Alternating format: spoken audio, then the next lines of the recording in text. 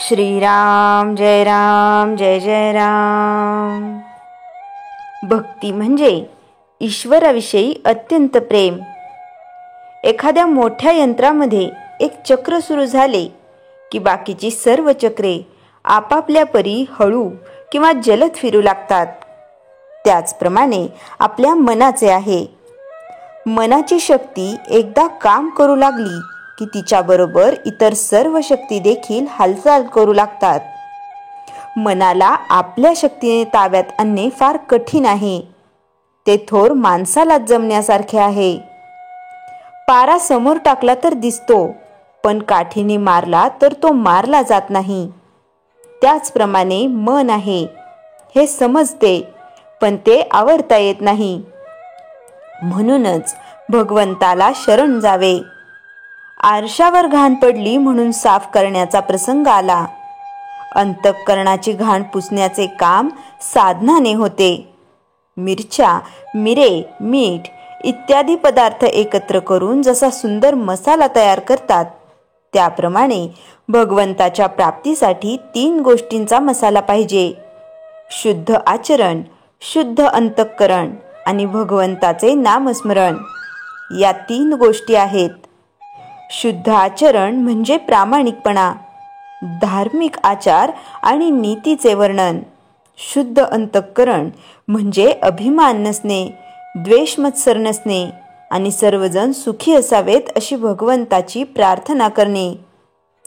भगवंताचे नामस्मरण म्हणजे भगवंताची केव्हाही विसर न पडणे। नवऱ्याला देव आवडत नाही म्हणून बायकोने नामस्मरण सोडण्याचे कारण नाही। तिने नाम घेतले तर पत्नी धर्म सोडला असे होत नाही। मनात येणारे भलते सलते विचार हे नामाच्या प्रेमाला आडकाठी करतात। त्यांचा बंदोबस्त करण्याचा उपाय म्हणजे या विचारांना थाराच देऊ नये म्हणजे झाले। एक मोठा पोलीस अंमलदार चोर पकडण्यात हुशार होता। तो असे करी की चोर ज्या बाईच्या नादी असेल तिला फितूर घ्यायचा, म्हणजे चोर आपोआप नेमका सापडे। त्याचप्रमाणे आपले मन जिथे गुंते तिथे भगवंताला ठेवला की मन आपल्या ताब्यात आलेच म्हणून समजा। मनाचे संयमन करायला 2 उपाय आहेत। एक म्हणजे पातंजल योग आणि दुसरा म्हणजे भगवंताची भक्ती। पातंजल योग म्हणजे युक्त आहार विहार, नियमित राहणे आणि इंद्रियांचा निरोध करणे। भगवंताची भक्ती म्हणजे ईश्वराविषयी अत्यंत प्रेम। या प्रेमाची साधने कोणती तर भगवंताचे नामस्मरण, त्याचे कथाकीर्तन, साधू समागम आणि त्यातल्या त्यात सद्गुरूची कृपा ही होत। भगवंताच्या नामस्मरणाशिवाय जी कर्मे होतात ती वाईट कर्मे होत। कोणत्याही खाण्याचा किंवा पिण्याचा पदार्थ भगवंताचे नाम घेतल्याशिवाय खायचा नाही असा नेम ठेवला तर नाम आपोआप येते। कोणत्याही परिस्थितीत आपण नामस्मरणापासून ढळूच नये। जो नामात प्रपंच करील त्याचा अभिमान नष्ट होऊन त्याला सुखासमाधानाचा लाभ झाल्या वाचून राहणार नाही। श्रीराम जय राम जय जय राम। चैतन्यवाणी अनावर मनाला नामाचे ओंडके बांधावे म्हणजे भगवंताचे प्रेम येते। श्रीराम जय राम जय जय राम। श्री मनाचे श्लोक 94 निरूपण। तिन्ही लोक जाळू शके लोकोपयेता, निवाला हरू मुखे नाम घेता, जपे आदरे पार्वती विश्वमाता, मनोनी म्हणा तेची हे नाम आता। संतापले तर तिन्ही लोकांना जाळून टाकण्याचे सामर्थ्य असलेले भगवान शंकर देखील रामनामाच्या प्रभावाने शांत झाले। तसेच विश्वाची जननी जगदंबा पार्वती देखील ते नाम आदराने जपते। भगवान शंकर नामाचे महत्त्व समजून घेऊन नाम घेतात। नामाबद्दल असलेल्या श्लोकांमध्ये एक आदर्श तपस्वी म्हणून समर्थ भगवान शंकरांचे अनेकदा स्मरण करतात। करिता तापसांची कडसनी, कवन जवळी ठेवी जे शूलपाणी असे ज्ञानदेवांनी देखील म्हटले आहे। नामाचा महिमा भगवान शंकरांनी जाणला, तसाच संत महंतांनी देखील जाणला. म्हणून आपण त्या नामाचा आनंद घ्यावा आणि समाधान प्राप्त करून घ्यावे. यासाठी संत आपल्याला नामाचे महत्त्व सतत पटवून देतात. श्री ब्रह्मचैतन्य गोंदवलेकर महाराजांनी नामाचे महत्त्व वारंवार समजून सांगितले आहे. ते म्हणतात, परमात्मा दयाळू फार, आपले हिताचे करील हा ठेवावा निर्धार. मी आहे तुमच्या पाशी हा ठेवावा विश्वास. न सोडावा आता धीर, सदा घ्या भगवंताचे नाम. जेणे कृपा करील रघुनंदन, राम कृपाळू दीनांचा नाथ. तो सर्व काही पाहता आपले प्रारब्धाने आलेले कर्म, ते त्यास न विसरता करावे अर्पण. सुखाने घ्या नामस्मरण, कृपा करील रघुनंदन. हा करावा उपाय, तोच समाधानाला नेईल खास. जय जय रघुवीर समर्थ. श्रीराम जय राम जय जय राम. संत रविदास भाग 16. रविदासांची आजोबांचे अंत्यसंस्कार केले. त्यांच्या आठवणी खातर त्यांनी एक शोकसभा घेतली. शोकसभेत म्हणाले, जो दीन वाही सो दीन आही, करना कुछ है रहनु थिरू नाही. संगू चलते हे हम भी चलना, दूरी गवनु सिर उपरी मरणा. जसे जो दिवस येतो तो निघून जातो, तसेच या विश्वात आलेल्या प्रत्येकाला जावेच लागते. आपल्यालाही जावे लागणार आहे, हे लक्षात घ्या. आजोबांचे अंतिम संस्कार झाल्यावर पाहुणे गंगा स्नान करू लागले. ते पाहून ब्राह्मणांची माथी भडकली. ते तिथे येऊन म्हणाले, तुम्ही इथे कशी आंघोळ करता?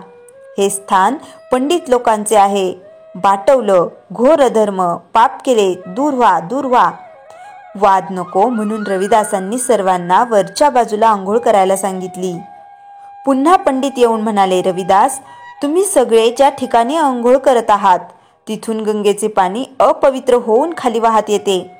त्या अपवित्र पाण्याने आम्ही आंघोळ कराव्यात का? तुम्ही खाली जाऊन आंघोळ करा.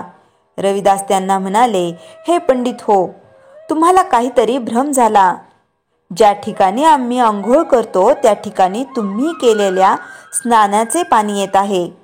जसे असे म्हणून पंडिताचे लक्ष गंगेच्या प्रवाहाकडे वेधले आणि म्हणाले, हे काशीचे ज्ञानीजन हो, लक्षपूर्वक पहा. गंगेचा प्रवाह आमच्याकडून नाही, तर तुमच्या आंघोळीच्या स्थानापासून आमच्या आंघोळीच्या स्थानाकडे येत आहे. उपस्थित लोक आश्चर्यचकित नजरेने पाहू लागले. गंगा विरुद्ध दिशेला वाहू लागलेली पाहून सर्वजण विस्मयचकित झाले. हा चमत्कार पाहून रविदासांचा जय जयकार करू लागले. आजही काशीमध्ये त्या ठिकाणी गंगेचा प्रवाह उलटा दिसतो. त्यालाच पंचघाट असे नाव पडले. रविदासांनी संसार आणि परमार्थाची घडी नीट बसवली होती. काही दिवसांनी त्यांचा संसार वेलीवर एक सुंदर फूल उमलले. त्याचे नाव विजयदास ठेवले. तोही आईवडिलांप्रमाणे भक्तिमार्गी निघाला.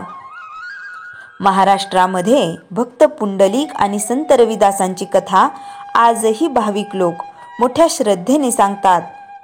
माता पित्याच्या सेवेची, श्रावण बाळाची आठवण करून देणारी कथा रविदासांच्या काळात घडली. ती कथा आजही सांगितली जाते. भक्त पुंडलिक आईवडिलांची सेवा करीत असताना पंढरीनाथ भेटीला गेला असता युगेनुयुगे तिष्ठस्थ ठेवले. रविदासांनीही आपल्या आईवडिलांची सेवा तशीच केली. काही पुस्तकात रविदासांची आई लहानपणीच वारली आणि त्यांचा सांभाळ त्यांच्या आजी आजोबांनी केला असे म्हटले आहे. पण काही ठिकाणी त्यांची आई अगदी खूप वय होईपर्यंत होत्या. तिच्या मृत्यूबद्दल आजही निश्चित असे काही कळले नाही. प्रस्तुत कथा पुराणातून मिळाली. त्यामुळे आईच्या मृत्यूचा वाद थोडा बाजूला ठेवून कथा पुढे नेऊया. रविदासांचे वडील वार्धक्यामुळे खूप थकले होते. त्यांचेने चालणेही होत नव्हते. रविदासांनी आईला टोकरीत बसवले व वडिलांना पाठीशी घेऊन काशी विश्वेश्वराचे दर्शन घडवून आणले. त्यांना चांगली झोप यावी म्हणून पाळण्यात टाकून झोके देऊन झोपवत असत. हाताने जोडे शिवणे, मुखी रामनाम आणि पाळण्याची दोरी डोक्याच्या शेंडीला बांधून पाळण्याला झोके देत. आई वडिलांची ही अनन्य भक्ती कित्येक वर्ष चालू होती. या उलट भक्त पुंडलिकाची कथा वेगळी आहे. तो आपल्या आई वडिलांच्या गळ्याला दोरी बांधून चालवत आणि बायकोला खांद्यावर घेई. एकदा तो काशीला दर्शनाला आला असता त्याचा जोडा फाटला म्हणून तो रविदासांच्याकडे आला. तिथे हाताने काम, मुखी हरिनाम आणि आई वडिलांची सेवा करताना पाहून पुंडलिक मनोमन खजील झाला. त्याला आपल्या वागण्याचा पश्चाताप झाला. रविदासांचे पायावर आपल्या अश्रूंचा अभिषेक करीत म्हणाला, तू क्षुद्र जातीचा चांभार असून तुझा अधिकार मोठा आहे. तू मला दिव्य शक्ती दिलीस. मी माझ्या बायकोच्या प्रेमात अंधळा होऊन माझ्या जन्मदात्या आई वडिलांना जनावराप्रमाणे गळ्यात दोरी बांधून ओढत होतो. हे रविदासा, मला तुझ्यात काशी विश्वेश्वर भेटला. या पाप्याला क्षमा कर, मला शिष्याची दीक्षा दे. रविदासांनी त्याला शिष्यत्वाचा अनुग्रह करून पुंडलिकाचा शिष्य म्हणून स्वीकार केला. पुढील कथा सर्वांना माहीत असल्यामुळे इथे देत नाही. अज्ञानी माणसांना सज्ञान करण्यासाठी, त्यांना खरा भक्तिमार्ग दाखवण्यासाठी रविदासांनी कित्येक वर्षे कित्येक ठिकाणी प्रवास केला, पण नोंदी कोणी ठेवल्या नाहीत. त्यांनी देशाटन पर्यटन करून सत्संग करीत समाज सुधारण्याचं काम केलं. अहोरात्र श्रम केले, पायाचे तुकडे पाडून घ्यावे लागले. भारतातील जातपात, भेदभाव, निरक्षरता, पाखंडीपणा, स्त्रियांवर होणारे अन्याय, अत्याचार अशा अनेक समस्यांची मुक्तता करण्यासाठी त्यांनी आपला देह चंदनासारखा झिजवला. त्यांनी केलेला प्रवास जेवढे उपलब्ध झाले ते देत आहे. राणीपूरहून निघाले, माघात मालपी, माधवपूर, भागलपूर, नारायणगड, कालपी, नागपूर, कटक, अलाहाबाद मार्गे काशीला पोहोचले. बऱ्हाणपूर, उज्जैन, इंदोर, विजापूर, भोपाळ, चंदेरी, झाशी रोड, बुंदी, अचलपूर मार्गे यात्रा केली. जोधपूर, अजमेर, मुंबई, नंतर अमरकोट, हैदराबाद, मुंबई असाही प्रवास केलाय. मुंबई जंक्शन, जोधपूर ते बहागलपूर. संकलन व लेखन मीनाक्षी देशमुख. श्रीराम जय राम जय जय राम. जयाच्या जनी जन्मनामार्थ झाला, जयाने सदा वासनामात केला. जयाच्या मुखी सर्वदा नाम कीर्ती, नमस्कार तया ब्रह्मचैतन्य मूर्ती. श्रीराम जय राम जय जय राम. जानकी जीवन स्मरण जय जय राम.